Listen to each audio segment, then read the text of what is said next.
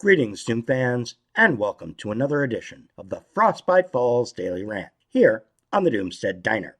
For today's rant, I'm going to venture off specific nonsense occurring as a result of ongoing collapse, like the bullshit of negative interest rate policy to duct tape together a collapsing monetary system, the piano wire being used to hold together the European Union, and the hollow verbiage being pitched out by His Popeness, the Vicar of Christ on Earth, on how to solve our climate problems. Not to mention the clown parade currently running for POTUS here in the fascist states of America. There's a lot of shit going on out there right now. Instead, I'm going to look at something theoretical and philosophically grand that is often held up as a roadmap for behavior in times of war, which is just about all the time somewhere. The Geneva Convention. Actually, the Geneva Convention is a series of conventions going back as far as 1864, and there are now 4 of them, with the most recent stuff coming after World War II, applying to civilians in a war zone, adopted in 1949 and updated periodically since. These documents cover 4 basic categories now. The first Geneva Convention protects wounded and sick soldiers on land during wartime. The second Geneva Convention protects wounded, sick, and shipwrecked military personnel at sea during war. The third Geneva Convention applies to prisoners of war. And the fourth Geneva Convention affords protections to civilians, including in occupied territory. So, the folks in Geneva got everybody covered here now with rules for wartime behavior. The land soldiers are covered, the sailors are covered, the POWs are covered, and the civilians too. Everybody has a set of regulations that spell out how they are supposed to be treated in time of war, also known as all the time. For those of you wishing to explore precisely what these conventions do spell out, I am providing the links in the article accompanying this rant. But just about nothing in there will surprise you much if you hear Geneva Convention trotted out in the press when discussing one sort of war crime or another. In fact, war itself is a crime. But does the Geneva Convention spell that out? Nowhere that I can see on that one. Informal language drafted up by politicians and lawyers. What the Geneva Conventions basically say is, be nice to wounded and sick people. Give prisoners enough to eat, and be nice to the local population of civilians while you shoot each other. Anybody who signs up for the Geneva Conventions, and that's just about all nation-states that consider themselves civilized, agrees to these rules of behavior, in theory anyhow. It is no coinky-dink, I suspect, that the first set of Geneva war rules was drafted up in 1864. Why 1864? If you recall, this is just when the War of Northern Aggression, also known as the Civil War in the fascist states of America, was in full swing in all its glory. Over in Europe, they had been fighting non-stop wars since the 16th century at least, and the folks running those wars had long since developed their own code of conduct for civilized warfare. Generally, this meant that officers from the opposing side were treated a whole lot better than the average Joe Sickback grunt, enlisted or conscripted if captured. Reason for this: the officers generally came from the class running the society, and eventually, when the war ran its course, and these were the folks you would need to make peace with, so you want to make their lives relatively comfortable while they are interned in your prison camp, so the negotiations go easier later after the war is over. Until, of course, the next one starts. Here in the fascist states of America at the time, nobody was following any Marquis de Queensberry stinking rules when it came to warfare and killing people. The FSFA cavalry was out on the frontier massacring just as many First Nations people as they could to clear the land for European settlement. And the natives themselves certainly followed no such rules either. If you were male and old enough to be deemed a threat or untrainable as a slave, you were killed. If you were a child who might be trained as a slave, you got to live. If you were female and could be used to breed more warriors, you got to live also. That was the Geneva Convention here at the time, but it wasn't the convention the Europeans had developed. So they put it down on paper how good civilized European white people behave in a war situation. Nowadays, if you don't sign off on the Geneva Conventions, at least on paper, you're not civilized. So, here you have a major war going on in the fascist states of America. And across the pond, in the Swiss Alps, the Illuminati hand down a rulebook for behavior, first covering the foot soldiers, then the sailors, then the POWs, and finally, in 1949, they get around to the civilians. Pretty much every civilized nation on Earth signs off on these documents. But does anybody really adhere to them in time of war? Of course not! What they do is wave the documents around at the other side and say how they are violating the Geneva Convention. There is also, of course, all the stuff the Geneva Convention does not cover, like dropping death from above from 30,000 feet. You're not supposed to bomb hospitals, of course, but nobody ever gets punished when this happens by accident. And if one side does bomb the other's hospitals, they just claim it was being used as a military installation and the patients were being used as human shields. Churches, of course, get leveled along with everything else in any decent-sized bombing campaign. And the idea that you can take sanctuary in a church, mosque, or synagogue nowadays is pretty ludicrous. These are among the first targets of attack for folks who don't have bombers to deliver the death from above. So instead, they strap the explosives on themselves or load them into the trunk of an SUV and go blow up the nearest house of worship of the other guy's religion. The folks fighting asymmetric warfare aren't signatories to the Geneva Convention anyhow, so they are under no obligation to abide by no stinking Marcus the Queensberry rules here. In their rulebook, there is no prohibition against torture or beheading either. So at least they are not being dishonest about this and claiming to be civilized while engaging in warfare. The hypocrisy surrounding the Geneva Convention is absolutely astounding. The only thing it ever is really used for is to prosecute the losing side of a war for war crimes after the fact. The winning side never gets prosecuted, of course, any more than cops get prosecuted for murder when they gun down unarmed civilians.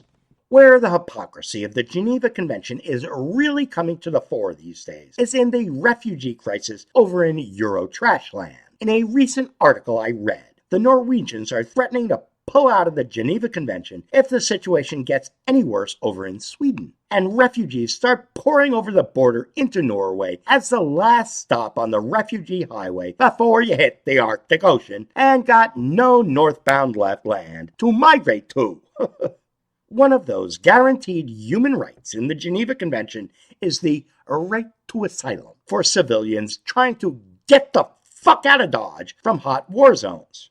So, abiding by the Geneva Convention, all civilized countries are obligated to take these folks in. When there are millions of them, who gets the hot potato? Each civilized country wants to hand off the problem to the next one, and no single country can take all of them. In fact, with countries that have small populations of locals to begin with, just taking a few thousand in all at once screws with the demographics and the economics of the neighborhood. This doesn't include the obvious cultural problems you have here with standards and norms of behavior that are expected of civilized people, but which many of these migrants don't have, in large part because they grew up in a war zone. Their entire childhoods were spent with bombs dropping down every day. The countries they lived in changed governments as often as you change your underwear, and grinding poverty was systemic for many, if not most of them. The Geneva Convention also has more extra special human rights for children, which has led to a remarkable number of unaccompanied minors migrating to the promised lands of Germany and Sweden. If you get designated as a minor, you get better and marginally safer housing. You get free education, etc. Of course, most of the folks streaming out of Syria come out undocumented. No passport, no birth certificate, no driver's license, nada. So they claim to be whatever age they want to claim, and there is little to no way to verify the claim. I personally could have claimed to be 15 well into my 30s. I was regularly proofed even before this became standard procedure over the last couple of decades. When you read unaccompanied minor and children in the MSM, you tend to think of wide-eyed pre-adolescents, but there aren't too many of those traveling alone. There are a significant number of real teenagers traveling alone, but are teenagers really children? Particularly if they have reached sexual maturity? Beyond that, though, you have all the 20 to 30-year-olds who claim to be teenagers being treated as children and getting all the bennies the Geneva Convention says children are supposed to get.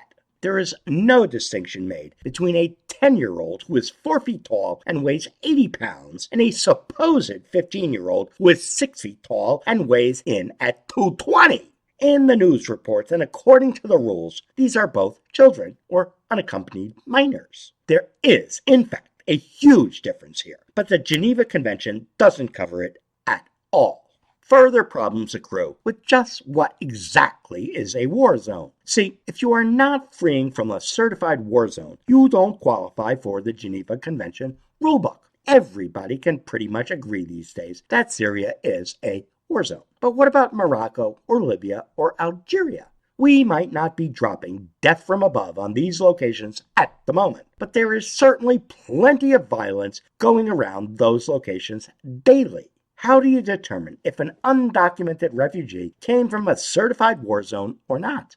If you're not from a CWZ, then your prospective promised land country can reject you as an economic migrant. So who would claim that? Even if you come from the Turkish side of the Turkey-Syria border, you claim to be Syrian. Then you're covered by the Geneva Convention. So, on just about every level, from the code of conduct that civilized nations are supposed to adhere to in time of war, to what human rights soldiers or civilians have as POWs or refugees, the Geneva Convention fails miserably and is overall a worthless document. It is certainly not structured to handle a situation where warfare is systemic and there are millions of people on the move as refugees of one sort or another. You can make the lofty statement that everybody has the right to asylum. But what if everybody is more than your society can possibly assimilate? What about the human rights of the people currently living in a given location? Don't they have the right to accept or reject anyone moving in? Taken to the extreme, are you obligated to let anyone at all move into your house with you? Along with the Geneva Convention, the Schengen Agreement, which stipulates free movement between Eurozone countries, is also failing now. The free movement idea only works in a time of great surplus, but once resources start to run thin, anyone living in a given location is not predisposed to sharing what they have left with anyone else. You can make the case that some places, like Sweden, like Siberia, like Alaska, are underpopulated and could support more people. But that is only given copious inputs of fossil fuels. Take away the fossil fuels, these places also are in overshoot. Not as bad overshoot as a place like Syria or Saudi Arabia, but overshoot nonetheless. And none of them can possibly accept the millions, if not billions of people who will try to migrate to these places over the next couple of decades. The free migration idea comes from an era when there were still empty places to move into, and places with people already there were not yet at their full carrying capacity for Homo saps with a huge energy store to still tap.